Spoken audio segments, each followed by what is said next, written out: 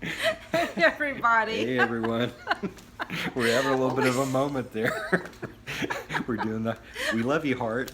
Well, as we were doing the love you heart, I was pinching mine down just a bit too much. He says, you got to collapse the ventricle. And that's not the purpose. Love flows freely here anyway. Absolutely.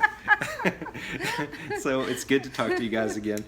During our first couple of videos, I did the majority of speaking because I woke up first. But Sharon has got an amazing, amazing testimony.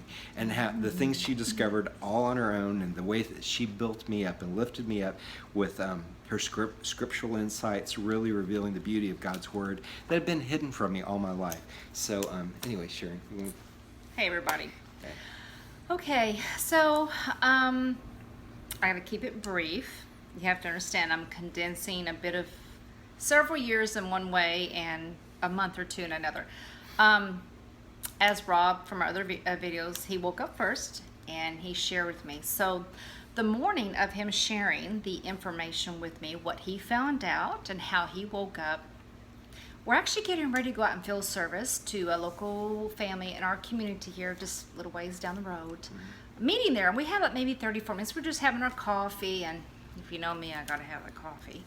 So I'm trying to digest everything in the morning. I don't get up as fast anymore. He said, I can't do this no more. And I looked at him and I'm just, you know, I'm my second cup. Don't mess with me this morning. He says, no, I can't do this no more. I don't want to do this, or I can't do it. I can't remember exactly. It's like, I can't do this no more. And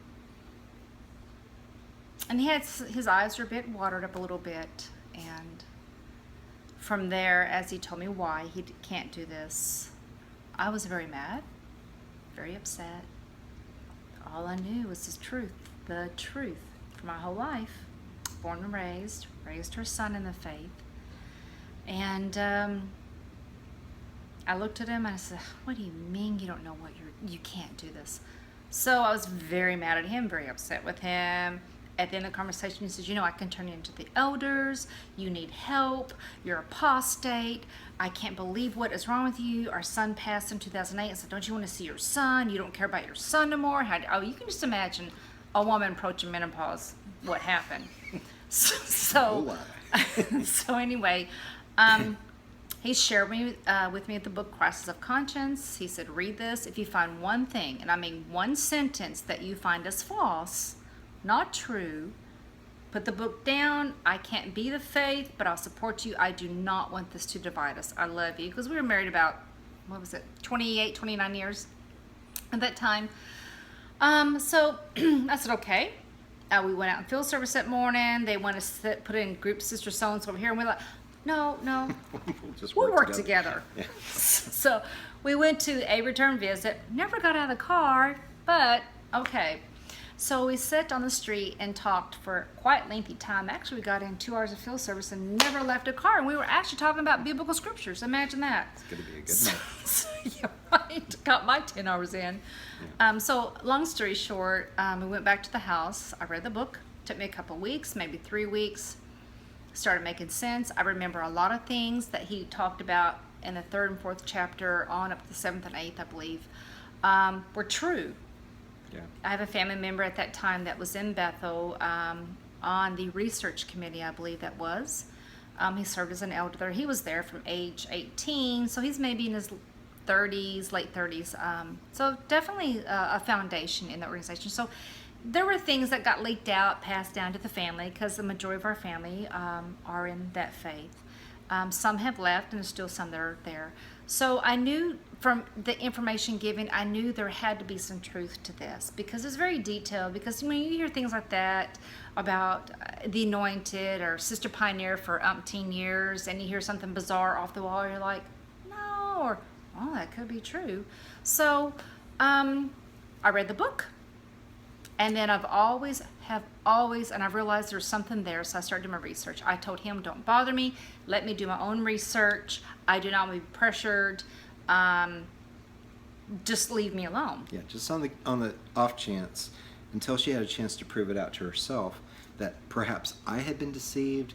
I had bought into something that wasn't sound doctrinally or was anti-Watchtower propaganda.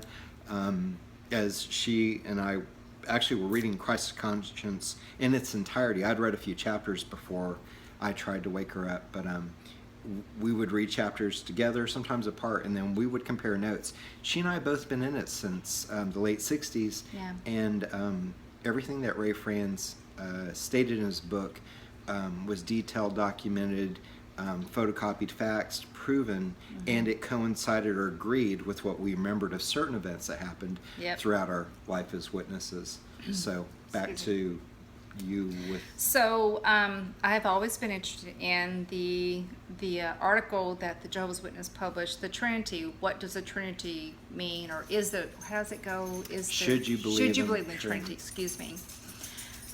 So I started getting that out, and I thought, I've always been interested in that fact. And even as a child, when I would read scriptures about who Jesus is, and other scriptures and reference scriptures, there was always something very uneasy in the back of my mind going, there's more to this Jesus, even in their Bible, than what I would read in their literature. So I instantly started studying the doctrine of the Trinity. But my main focus was to see who the deity of Christ is, who this Jesus really is. I've always been fascinated by the ability of a man to die for all the sins and yet be an angel and yet be a baby. Oh, this is Ginger. She's our kid. Yep. She's saying hello, everybody. Hi, YouTube world. Anyway, when I pet her, and my pets drop below about 50 pets per minute, she throws the She paws does the up paws to up let me and does know this right here. faster. Yes. So, she's the apple of our little eye for our four paw friends here. So anyway, basically, I started really delving into the study of the deity of Christ, who he was. Would you stop? Sorry, would you stop it? So anyway, I was studying into that scriptures of the deity of Christ. And even in their Bible, I actually went to a really interesting website who was also a young lady, had woken up to maybe 25, 30 years ago, give or take, Lori McGregor, mmoutreachministries.com. Great website. Yeah, how she woke up, the events that led up, things that happened to her in that faith, and events that led up. But the whole long while, you can see how God was working with her. She was talking about, the Trinity, and the soul and the spirit. So, going in front of this, realizing I don't want to be influenced by anybody's teaching. And you can kind of tell as you're listening to someone that you're interested in if this is logical or if this is really outside the thought process, and could there be science behind it and whatnot. So I really started delving into the scriptures on my own from what I remember, and then I just went to the back of the Bible and looked up Jesus. So I just started from Genesis all the way through Revelations. A notebook that from the dollar store, I bought 3 of them. I filled up literally 2.5 notebooks, front and back page, of the deity of Christ, all the way from Genesis to Revelation. That had always fascinated me, because when I read their literature on the Trinity, it didn't make sense. Even when I read in their Bible, I'm going, wait a minute. The door was always open to that thought, because it just did not make logical sense. And that thought, wait on Jehovah, rely on Jehovah. Well, why would he make me wait on something that was not true or real? Or, it just didn't make sense to me. So I went from there. And then I started texting Rob, and I said, you know what? I can explain the real Jesus. And that is even using their Bible. And one of the books that really fascinated me was Isaiah. And then I went to the book of Hebrews. And then I went to the book of Revelations. And then I went to the book of Acts. So it was just a whole conglomeration of things. But again, only using the Bible, because God was real to me, and I want to find out I knew there was something there years ago regarding the faith, but again, I always waited on Jehovah with that logo.